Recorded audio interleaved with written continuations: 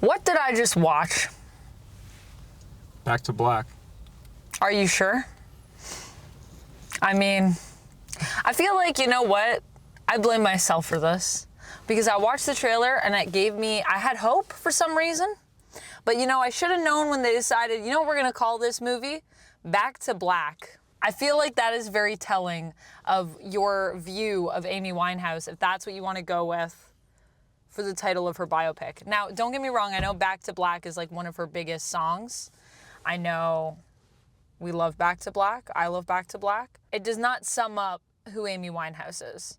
And I think this film thinks that that track sums up who Amy Winehouse is. And that is my biggest problem with the movie. So we're going to get into this. I'm not going to be talking spoilers. I'll do a spoiler-filled review. I mean, I don't even know. How do you spoil someone's life? Well, how you spoil someone's life is by making this film about it, because that was terrible. I'll tell you how I really feel. Are you ready? They don't know who Amy Winehouse is, I don't think. I don't know if they're aware.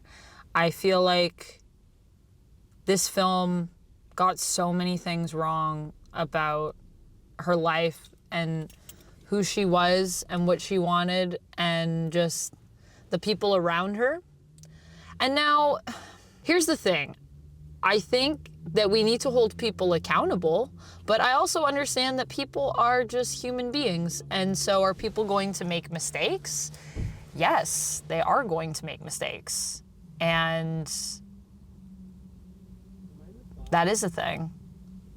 But, sorry, these people are parking beside us and they're like having it's a whole to-do. Okay, they're good now, I think. They figured it out. Mm-hmm. But I think we're having a day today with people in the world. I'm normally the type of person that's like, go out in the world and be around people. People aren't that bad. People are great. But today is a bit of a day. The worst thing was in the movies, there were 3 adult women that would not shut up, stop using their phones, and stop getting up and then getting back into their seats. I was like, I need you to just stop for a second, or just don't be here. Just go home and watch a movie. Don't come here if this is how you're gonna behave. And then I was like, I hope they're kids, but they were not. They were like in their late 20s for sure. Embarrassing. I was embarrassed. Anyways, back to the film.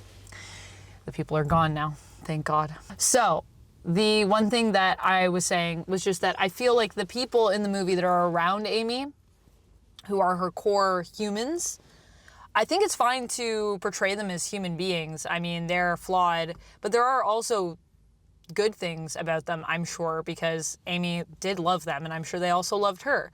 Did they mess up her life? Yeah, I think they did. But does that mean that, you know, they're the worst people that have ever lived on the earth? I think it's okay to explore the fact that they might have multi-dimensions. But the problem with this film is that there is no dimensions. There's no dimensions. Amy is very one note in the way that they chose to explore her character, and the people around her, Blake and her dad especially, are very one note in the sense that they kind of just go like, oh, her dad just doesn't know anything. And I'm like, he's around her all the time. What? Don't tell me he doesn't know anything. And with Blake, the way that they chose to portray him is that he's just this, like, he's actually kind of a great guy. Like, he's confused, but he's not so bad. I was like, are you serious? How are you making Blake seem like, it felt weird because there were moments where I felt like they were trying to make Amy seem like the crazy person in this movie. But it's a movie about her life. How do you mess that up?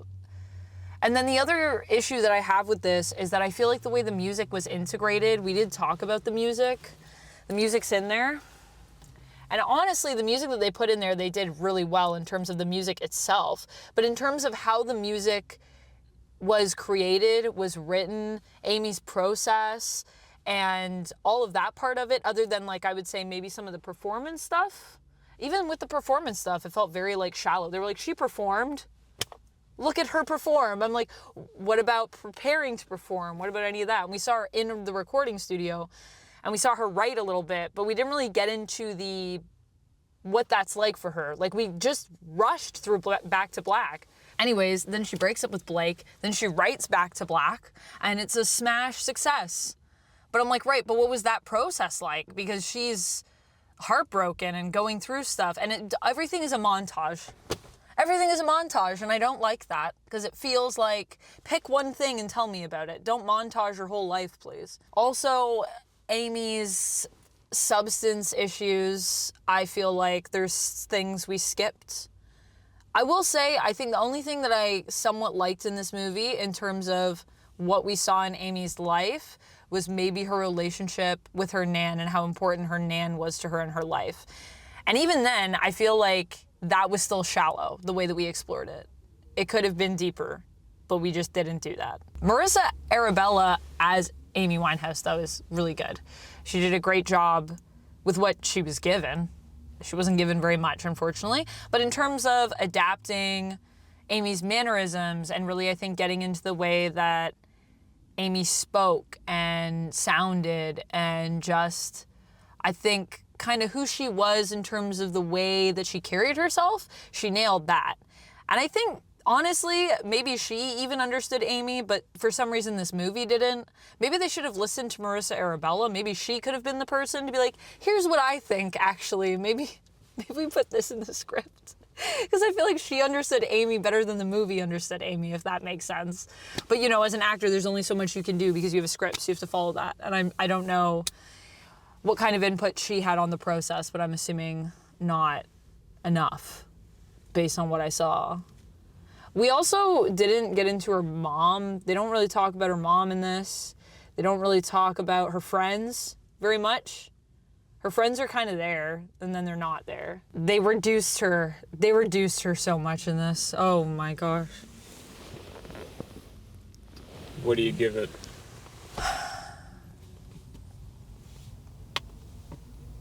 I'm torn. On one hand, I want to give it a 2, just for Marisa Abela and the music part. But I think I have to give it a 1 because it's so wrong. It's just not Amy. It's a 1 out of 5 for me. Easy 1 out of 5. Easy 1 out of 5 for you too? Yeah.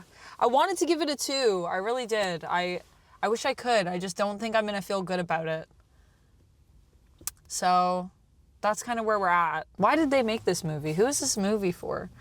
It's not for me, I'll tell you that. I don't know if it's for you, but if it is for you, good luck. I don't know.